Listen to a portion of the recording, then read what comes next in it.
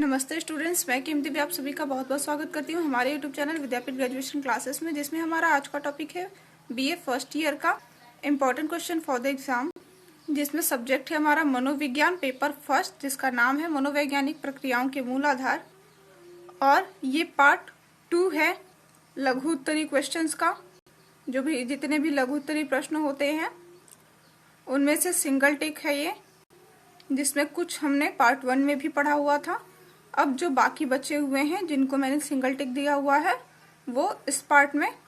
तो अभी का जो हमारा क्वेश्चन है वह है मनोविज्ञान की प्रकृति या मनोविज्ञान का स्वरूप। मनोविज्ञान की प्रकृति व्यवहारिक एवं विशुद्ध विज्ञान की है।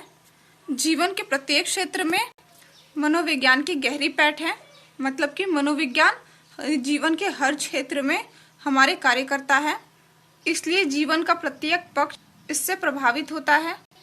मनोविज्ञान की प्रकृति को हम कुछ निम्न भागों में बांट सकते हैं, जैसे कि मनोविज्ञान एक व्यवहारिक विज्ञान है, क्योंकि मनुष्य का ही नहीं बल्कि प्राणी मात्र का व्यवहार उद्दीपन तथा अनुक्रिया का ही परिणाम है।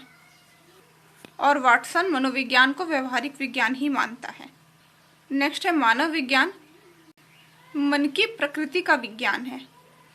बोरिंग एवं साथियों के अनुसार मनोविज्ञान मानव प्रकृति का विज्ञान है, क्योंकि प्राणी अपने परिवेश में किस प्रकार कार्य करता है यह मनोविज्ञान का विषय है। मनोविज्ञान वैज्ञानिक पद्धति पर आधारित है। मनोविज्ञान कार्य कारण के संबंध का अध्ययन कर विज्ञान की श्रेणी में आ जाता है। प्रदर्शन, प्रयोग तथा उपकरणों का उपयोग करके परिस्थितियों पर नियंत्रण किया जा सकता है। अब जो नेक्स्ट क्वेश्चन है वो स्नायु कोश की संरचना या स्नायु कोश। तो आइए जानते हैं कि किसको कहते हैं स्नायु कोश। तो तंत्रिका तंत्र विशेष प्रकार के स्नायु कोशिकाओं से निर्मित होता है, और इस प्रकार की कोशिकाओं को इंग्लिश में न्यूरॉन कहते हैं। यह कोशिका तंत्रिका तंत्र की रचना की इकाई होती है, और न्यूरॉन का जो रूप होता है वह अन्य ऊतकों की कोशिकाओं से बिल्कुल अलग होता है। इसकी विशेषता यह है जिस प्रकार अन्य कोशिका जैसे अस्थि कोशिका, पेशी कोशिका आदि की क्षति होने में उनका प्रतिस्थापन हो जाता है। प्रतिस्थापन मतलब अपना जगह परिवर्तित कर लेते हैं, अर्थात नई कोशिकाएं उनका स्थान ले लेती हैं। जो नई कोशिका होती हैं वो उनका स्थान ले लेती हैं। उसी प्रकार न्यूरॉनों के नष्ट होने से उनकी स्थान पूर्ति नहीं होती, और इसका कारण है कि गर्भावस्था में जितने न्यूरॉन बन जाते हैं जीवन काल में भी उतने ही रहते हैं, नए न्यूरॉन नहीं बन सकते हैं। और जो न्यूरॉन क्षतिग्रस्त हो जाते हैं उनकी पूर्ति भी नहीं हो सकती है, क्योंकि नए न्यूरॉन तो बनते ही नहीं है। जो न्यूरॉन है वो आकृति में तो बढ़ते हैं, परंतु उनकी संख्या में कोई वृद्धि नहीं होती है। अब हम जानते हैं कि इनकी आकृति किस प्रकार होती है। आकृति में तंत्रिका कोशिकाएं दूसरी कोशिकाओं से भिन्न होती है। प्रत्येक न्यूरॉन के 2 भाग होते हैं। एक भाग केंद्रक स्थित होता है और दूसरे भाग में इस भाग की बाल से भी बारीक लंबी दुम होती है। इस प्रवर्ध को अक्षतंतु कहते हैं। गूगल पे आप लोग अक्षतंतु डालेंगे तो उसका इमेज आपको मिल जाएगा, इमेज बनाना सीख लीजिएगा। तंत्रिका कोशिका के मुख्य भाग से दूर ले जाए जाते हैं और डेंड्राइट्स को अक्षतंतु से ग्रहण करके न्यूरॉन के मुख्य भाग से, जिसमें कि केंद्रक स्थित होता है, वहीं अक्षतंतु के दूसरी ओर बहुत से बारीक तंतु निकलते हैं जिन्हें डेंड्राइट्स कहते हैं। साथ ही तंत्रिका कोशिका की सबसे महत्वपूर्ण विशेषता ये होती है कि उसमें विद्युत संचेत संचारित करने का गुण होता है। कहते हैं कि जो बॉडी में के अंदर भी करंट पाया जाता है, तो ये इसी अक्षतंतु के कारण होता है। अक्षतंतु द्वारा ये संवेद न्यूरॉन के मुख्य भाग से दूर ले जाए जाते हैं और डेंड्राइट्स को अक्षतंतु से ग्रहण करके न्यूरॉन के मुख्य भाग तक ले जाए जाते हैं। न्यूरॉन जो है वह विद्युत संवेद को जन्म दे सकता है, परंतु अक्षतंतु नहीं। और ये जो संवेद है, विद्युत संवेद है, वो रहता कहाँ पर है? अक्षतंतु के अंदर ही रहता है। परंतु ये करंट को पैदा नहीं कर सकता। करंट पैदा किसके कारण होता है? न्यूरॉन के कारण। तो अक्षतंतु केवल उनका वहन ही कर सकता है। अब जो नेक्स्ट है हमारा, वो है स्वायत्त तंत्रिका तंत्र। तो खोपड़ी से लेकर नीचे श्रोणि प्रदेश तक मेरु रज्जु के दोनों ओर, मेरु रज्जु का मतलब आप समझ रहे हैं, जो पीछे रीढ़ की हड्डी होती है उसके साइड से जब भी आप रीढ़ की हड्डी का एक्सरे देखेंगे ना, तो एक पतली सी पाइप नुमा गई होती है, उसी की बात हो रही है। तो वही मेरु रज्जु के दोनों ओर तंत्रिका कोशिकाओं के बहुत से समूह या गुच्छकीय श्रृंखलाएं हैं जो अक्षतंतु द्वारा मेरु रज्जु से जुड़ी होती हैं। और जो अक्षतंतु होता है वह भी मस्तिष्क से जुड़ा होता है। और जो पतली पाइपलाइन बनती है उसे ही स्वायत्त तंत्रिका तंत्र कहते हैं। स्वायत्त तंत्रिका तंत्र के दो भाग हैं, पहला है अनुकंपी और दूसरा है परानुकंपी। इसमें आपको स्वायत्त तंत्रिका तंत्र के भाग भी पूछेगा, तो बस इतना ही भाग है, no any other definition. Okay. और ये जो दोनों भाग हैं, इन दोनों की क्रियाएं एक दूसरे के विपरीत होती हैं। ये शारीरिक प्रक्रियाओं का संतुलन बनाए रखती हैं। अब जानेंगे निरीक्षण विधि। तो बहिर्दर्शन पद्धति और निरीक्षण विधि, ठीक है, इन दोनों में कंफ्यूज मत होइएगा, ये दोनों एक ही चीज हैं। और इन दोनों को ही ऑब्जर्वेशन मेथड भी कहते हैं इंग्लिश में। पीटी यंग के अकॉर्डिंग निरीक्षण स्वाभाविक घटनाओं का उनके घटित होने के समय नेत्र के माध्यम से क्रमबद्ध तथा विचारपूर्ण अध्ययन है। मतलब जो कुछ भी हम निरीक्षण करते हैं, निरीक्षण करने की जो प्रक्रिया है वह हमारी आंखों से, मतलब जितनी भी चीजें आंखें हमारी समझ पाती हैं, मतलब मैं एक्सपेरिमेंट कर रही हूं अपनी आंखों से और मुझे जो कुछ भी दिखाई दे रहा है, ठीक है, वही उसी चीज का अध्ययन निरीक्षण विधि के अंतर्गत होता है। अब आइए जानते हैं निरीक्षण विधि के तत्व या पद। नंबर 1 पर है उपयुक्त योजना का निर्माण। तो इसके अंतर्गत निरीक्षण विधि का यह सबसे पहला स्तर है, क्योंकि जिस समस्या या व्यवहार का अध्ययन करना है उसके संबंध में उपयुक्त योजना बनाना।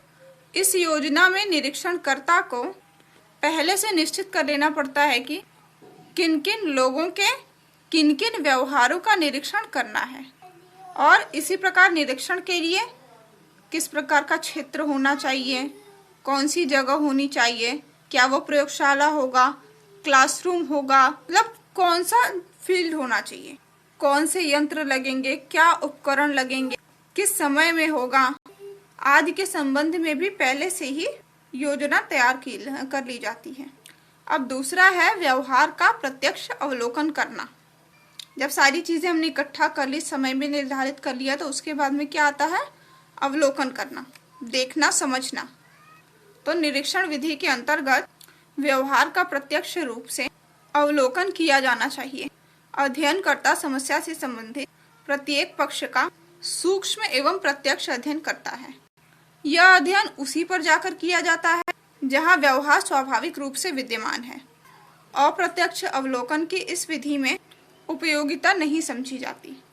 अब तीसरे नंबर में है कि व्यवहार की स्थिति का अवलोकन करके उसकी स्थिति का पता लगाना कि कौन से कंडीशन में है, मतलब जो उसकी मानसिक स्थिति है वह किस कंडीशन में है। जब हम किसी व्यक्ति के व्यवहार का ध्यानपूर्वक निरीक्षण करते हैं तो हमें उसके मानसिक स्थिति का पता लग जाता है। उदाहरण के लिए, अगर हम किसी व्यक्ति को लाल आंखें दिखाएं या दांत पीसे तो सामने वाला व्यक्ति समझ जाएगा कि मुझे क्रोध हुआ है। ठीक है। इसी प्रकार स्काउट ने भी कहा है, जब एक कुत्ता अपनी पूंछ हिलाता है तब हमें यह अनुमान लगा लेना चाहिए कि वह इस टाइम पे खुश है। चौथे नंबर पर आता है व्यवहार का विश्लेषण। व्यवहार को नोट करने के पश्चात उसका विश्लेषण करना होता है। सुविधा की दृष्टि से लिखित व्यवहार को अंकों में बदल लेना चाहिए तथा उनका सारणीयन करके सांख्यिकीय विधियों की सहायता से विश्लेषण करना चाहिए। जैसे उदाहरण में अगर हम लेना चाहें तो मार्क्स देते हैं, है ना, तो उसमें कितना, जैसे सपोज करिए कोई मानसिक रोगी है, तो अगर जानना है कि उसको क्या बीमारी है, किस प्रकार की बीमारी है, अगर आप किसी साइकोलॉजिस्ट के पास में लेके जाएंगे तो वो मार्क्स प्रोवाइड करेगा आपको कि इस व्यवहार पे इस बंदे ने इतना मार्क्स गेन करा हुआ है। फिर वो डिसाइड करेगा किसको किस प्रकार की अगर औषधि देनी है, मेडिसिन उसको प्रोवाइड कराने हैं। अगर बहुत ज़्यादा हालत सीरियस है तो फिर तो उसको कंट्रोल करने के लिए मेडिसिन देना पड़ता है, बट अगर ज़रूरत नहीं होती है तो फिर नहीं भी देने का होता है। तो ऐसे बहुत सारे मानसिक रोगी आप लोगों ने अगर देखे होंगे अपने आसपास पड़ोस में, रिश्तेदार में, ठीक है, तो उनके रिपोर्ट पे ये सारे मार्क्स दिए होते हैं कि व्हाट काइंड ऑफ बिहेवियर, और उसके बाद में कितना नेगेटिव है, कितना पॉजिटिव है, परसेंटेज के अकॉर्डिंग। ठीक है। अब हम जानेंगे कि भ्रम या विपर्यय किसे कहते हैं। तो बहुत बार आंखों से देखी गई घटनाओं पर विश्वास करना कठिन हो जाता है। जैसे हम किसी जादूगर को देखते हैं तो वह खाली हाथों से रुपए निकाल देता है। रात के अंधकार में यदि सांप दिखाई दे जबकि कमरा पूरी तरह से बंद था और उसके वहां जाने की कोई संभावना भी नहीं थी, अतः परिवेश में विद्यमान उद्दीपक को हम उसी स्थिति में देखते हैं, यह सदैव संभव नहीं होता है। विपर्यय जो है वह मिथ्या प्रत्यक्षीकरण का एक रूप है। अगर दूसरे शब्दों में कहें तो त्रुटिपूर्ण प्रत्यक्षीकरण ही विपर्यय है। जब हम किसी उद्दीपक के उपस्थित होने पर उसका प्रत्यक्षीकरण करते हैं तो यह क्या होगा?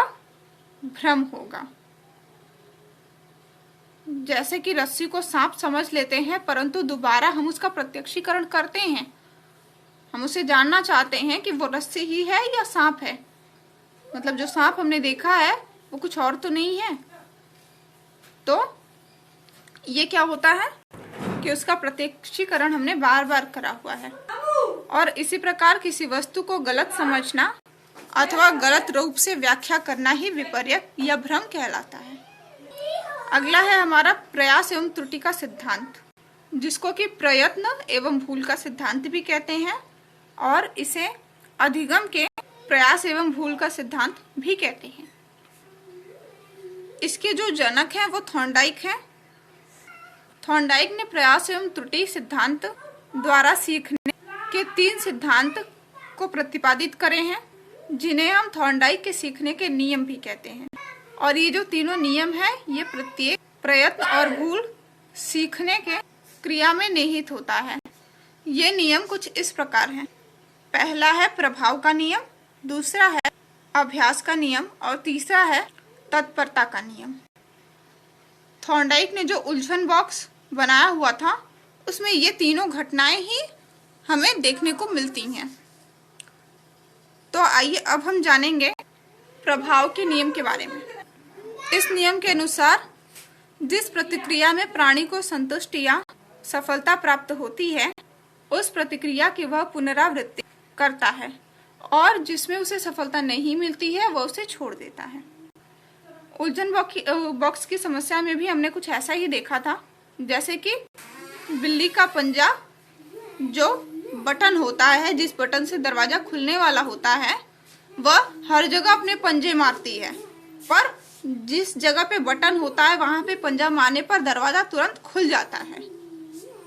तो वो क्या करती है, बाद में चल करके कि वो पूरे कमरे पे पंजा नहीं मारती है, वो सिर्फ उसी बटन पे पंजा मारती है और एक ही बार में दरवाजा फिर उसका खुल जाता है और उसे अपने उद्देश्य में सफलता मिल जाती है।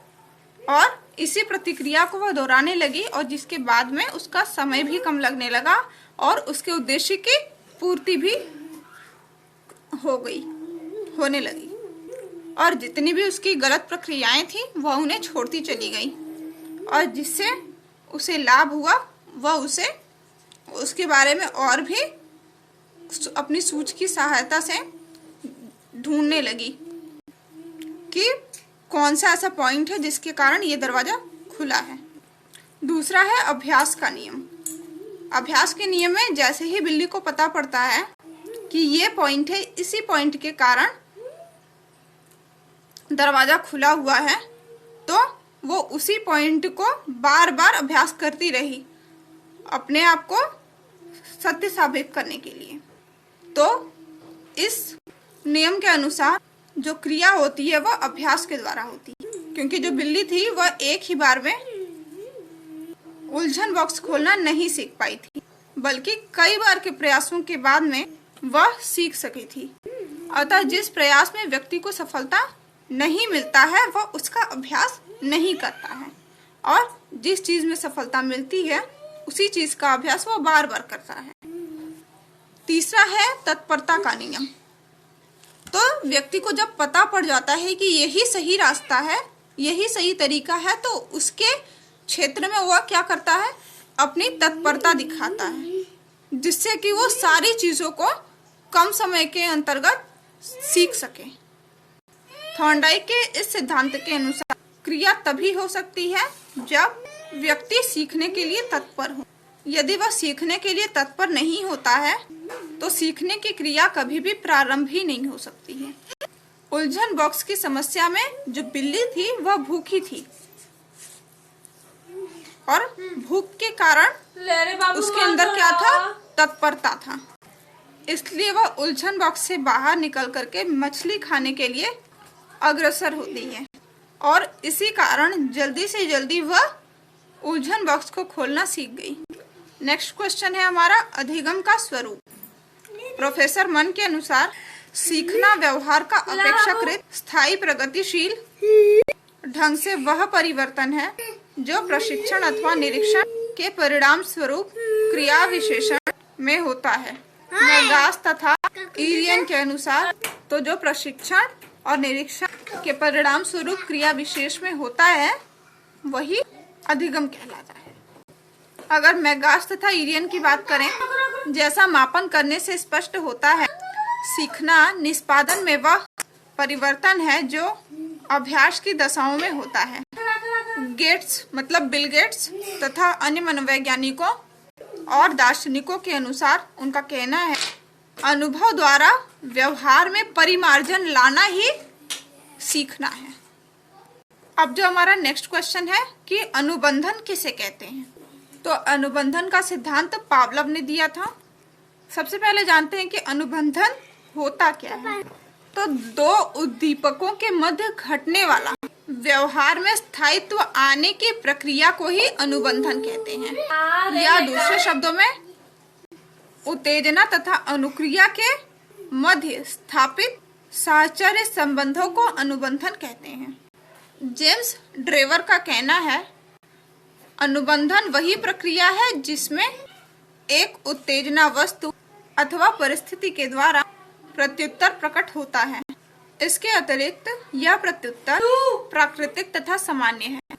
मनोवैज्ञानिक श्रीवास्तव के अनुसार अनुबंधन वह प्रक्रिया है जिसमें एक प्रभावहीन उत्तेजना वस्तु या परिस्थिति इतनी प्रभावशाली हो जाती है कि गुप्त प्रत्युत्तर को प्रकट कर देती है।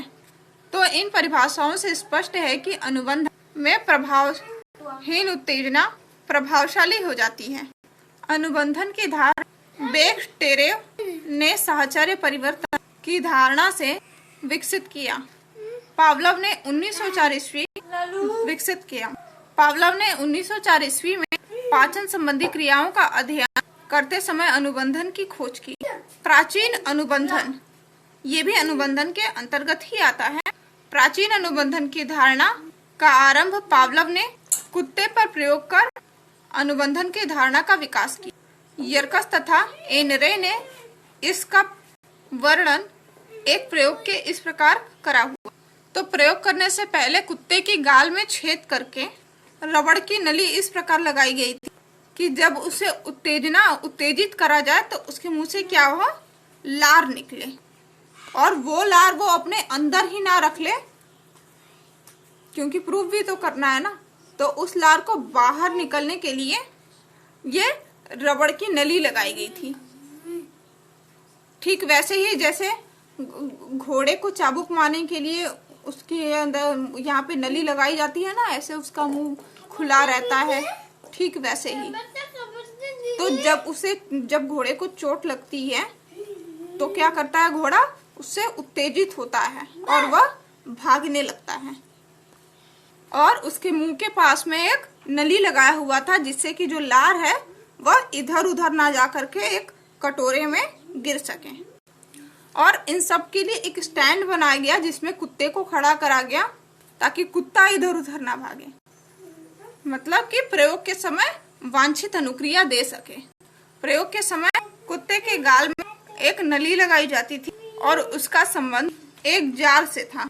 तो प्रयोग करते समय कुत्ते को एक तस्तरी में भोजन दिया जाता था और उसके कुछ क्षणों बाद घंटी बजाई जाती थी। कुत्ता भूखा रहता था। कुत्ते के मुंह से भोजन लेने के बाद में लार निकलता था। इस प्रयोग की पुनरावृत्ति 5 से 30 बार, मतलब मिनट के अंतराल में करा जाता था। और धीरे धीरे स्थिति यह आई कि घंटी बजते ही कुत्ते के मुंह से लार टपकना स्टार्ट हो जाता था। उसको ऐसा लगता था कि अब भोजन आने वाला है। यह प्रयोग करीबन 30 बार करा गया था और उसके बाद प्रयासों की संख्या की वृद्धि के साथ अनुबंधित क्रिया की शक्ति की भी वृद्धि होती गई। तो ये था अनुबंधन का सिद्धांत। अब हम जानेंगे संवेग की विशेषताएं। संवेग की विशेषता यह है कि संवेग तीव्र उपद्रव की अवस्था है। संवेग की उत्पत्ति अचानक होती है। संवेग की उत्पत्ति मनोवैज्ञानिक कारणों के द्वारा होती है। संवेग की उत्पत्ति किसी बाह्य या आंतरिक उद्दीपक के द्वारा होती है। संवेग के उत्पन्न होते ही चेतन अनुभव, अंतरावयवों की क्रियाओं तथा व्यवहार में परिवर्तन होने लगते हैं। अब नेक्स्ट क्वेश्चन है जेम्स लैंग का सिद्धांत या संवेग का जेम्स लैंग का सिद्धांत। इस सिद्धांत का प्रतिपादन अमेरिकन मनोवैज्ञानिक विलियम जेम्स ने करा हुआ है और उनके साथी डेनमार्क ने करा हुआ है। ये दोनों ही अलग अलग देशों से हैं और इन दोनों के ही सिद्धांतों में मतलब जेम्स अलग है और लैंग अलग हैं। जेम्स अमेरिकन थे और लैंग डेनमार्क के रहने वाले थे, परंतु इन दोनों ने जो भी सिद्धांत दिए थे उन दोनों में बहुत ही समानता देखी जाती है और इसी कारण इस सिद्धांत को जेम्स लैंग का सिद्धांत कहते हैं। यह सिद्धांत व्यवहारिक ज्ञान के सिद्धांत का विरोध करता है और जेम्स लैंग के सिद्धांत को परिधीय सिद्धांत भी कहते हैं। जेम्स के अनुसार शारीरिक परिवर्तनों के बाद संवेग की अनुभूति होती है। वे कहते हैं, मेरा सिद्धांत यह है कि उत्तेजनात्मक घटनाओं के प्रत्यक्षीकरण से सीधे शारीरिक परिवर्तन होते हैं और जैसे जैसे ये परिवर्तन घटित होते हैं उसी रूप में जो अनुभूति होती है वही संवेग होता है। इस प्रकार जेम्स का विश्वास है कि संवेगात्मक परिस्थिति के प्रत्यक्षीकरण द्वारा सीधे ही शारीरिक परिवर्तन उत्पन्न होते हैं और शारीरिक परिवर्तन ही संवेग को उत्पन्न करते हैं। आज के लिए इतना ही। अब बाकी बचे हुए क्वेश्चन को हम नेक्स्ट वीडियो में जानेंगे। तो आज के लिए धन्यवाद।